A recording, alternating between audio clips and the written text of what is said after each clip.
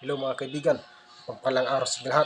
Nagbabalik naman po ang inyong agimat ni alias Pugi. So ngayon mga kaibigan, ating tatalakayin ngayon kung ano po ba natin ang dapat itangan, medalyon po ba o mutya.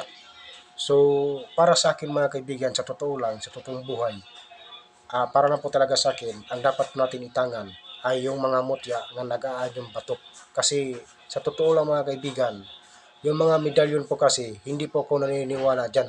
Dahil yung mga medalyon, yan po ay gawa lang ng mga tao. So, pansin nyo dyan sa mga ibang vlogger, yung ibang vlogger pa nga dyan, binabari nila yung mga medalyon.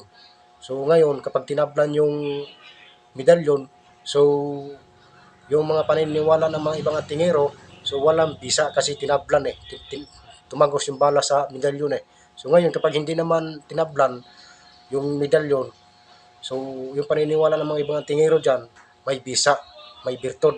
So, ngayon mga kaibigan, ang paliwanag ko dyan, kaya po dyan na hindi tinatablan ng bala ng baril yung medalyon. So, meron po kasing bakal mga kaibigan na hindi tinatablan ng bala ng baril. So, ibig sabihin, matibay ang pagkagawa.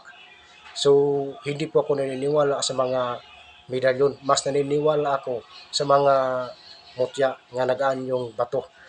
Kasi yung po mga mutya mga kaibigan, yan po ay galing sa kalikasan. Gawa po ng kalikasan. So, tulad po nito mga kaibigan, no? Ito. So, yan po ang pinapakita ko sa inyo. Yan po ay balat ng kahoy na nagiging bato. So, dalawa yung mga kaibigan eh. Ayan o. So, ayan o. Ayan. So, balat po yan ng kahoy na nagiging bato. So, kapag nakita nyo ito ng personal mga kaibigan, ay masasabi nyo talaga na balat ng kahoy na nagiging bato. So, ngayon, ang paliwanag ng mga sinsya rito, ah, sa katagalan daw ng panahon o 100 years, ay posible daw magiging bato yung mga ibang kahoy o kaya yung mga balat ng kahoy na nagiging bato. So, ngayon, ang paliwanag ko naman dito mga kaibigan, kaya po nagiging bato ito, yung balat ng kahoy nga nagiging bato, kasi po, ito po ay gawa ng kalikasan. Galing po ito sa kalikasan.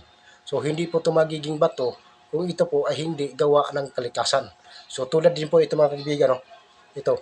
So, nakikita niyo ito mga kaibigan, yan po ay kabibe.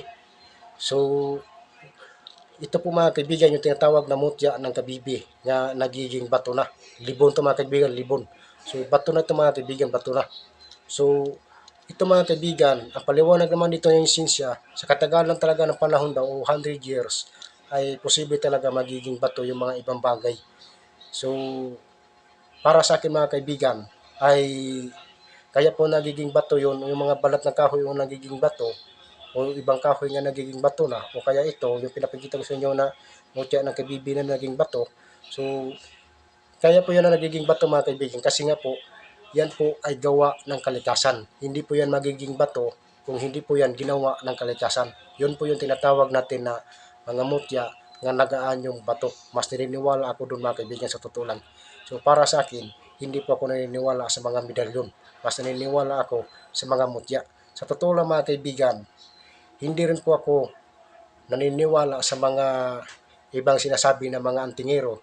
Kasi sa totoo lang, yung mga ibang paniniwala kasi ng mga antingero na na mayroong birtud na mutya ng tao, yung tinatawag natin na tuway-tuway. So, hindi po ako justify dyan mga kaibigan sa totoo lang.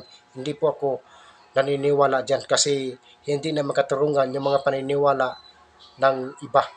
So, ako kasi mga kaibigan sa totoo lang, ako kasi sa totoo lang, sa totoong buhay, iba yung iba yung paniniwala ko. Oo, sa totoo lang mga kaibigan, isa po akong antingero.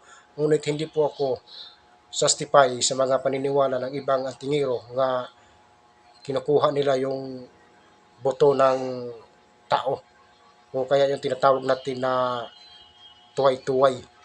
So, hindi po ako justify dyan mga kaibigan kasi yan po ay hindi makatarungan. Hindi po makatarungan yung mga paniniwala ng ibang antingero. Kasi isipin nyo mabuti, boto ng tao ay ginagawa pang anting-anting, ginagawa pang agimat.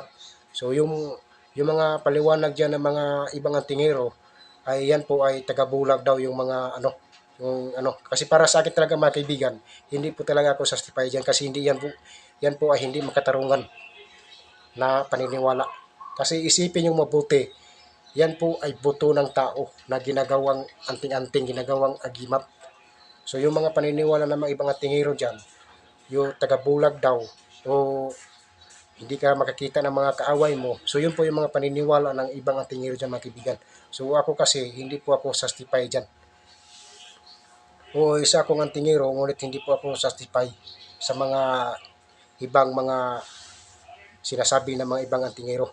So ngunit ganun pa man, nire-respeto ko pa rin po ang yung mga paniniwala nila. Nire-respeto ko pa rin mga kaibigan yung mga paniniwala ng iba kasi sa akin po yan ang galing na kung ano man pong paniniwala ng iba ay dapat po natin irespeto para walang gulo at walang debate na magaganap. Irespeto lang po natin yung mga paniniwala ng ibang tao. So, sa nga pala mga kaibigan, bago ko tapusan ang video ito, kapag nag-comment kayo sa mga ginagawa kong videos, mga ginagawa kong vlog, so pwede po bang pakilinaw yung mga comment po ninyo kasi mayroon po kasing magko-comment na hindi masyadong malinaw. Hindi ko po kayo masyadong naintindihan nang dahil lang po sa mga comment po ninyo na hindi masyadong malinaw. Kaya kung pwede lang, pakilinaw yung mga comment po ninyo. So, okay? Kasi hindi ko po kayo masyadong maintindihan. So, paano ko kayo sasagutin kung yung mga comment niyo hindi masyadong malinaw? So, kung pwede lang, pakilinaw yung mga comment po ninyo. So, okay? So, sa totoo lang mga kaibigan, hindi po nagtatangan talaga ng mga medalyon. Mas nagtatangan po ako sa mga mutya. Diyan po ako naniniwala sa mga mutya nga nagaan yung bato. So, diyan po ako, mga kaibigan, diyan po ako naniniwala at may, po ako diyan, may tangan-tangan po ako yan sa totoong buhay. So, nakikita nyo naman kung gaano katotoo yung mga sinasabi ko. So, yun po mga kaibigan, sa totoo lang. So, hindi ko napabayang video ito mga kaibigan. Kung nagustuhan yung video ito, pag-like and subscribe at click notification bell para lagi kayo updated sa mga susunod kong video. So, sa lahat ng mga nanonood dyan, sa lahat ng mga solidong subscriber ko, shout out sa inyong lahat. Lahat na po, shout out na. Hanggang dito na lang. Take care to all and God bless lahat and thank you very much. Ako ang inyong kaagimat, agimat ni alias Pugi.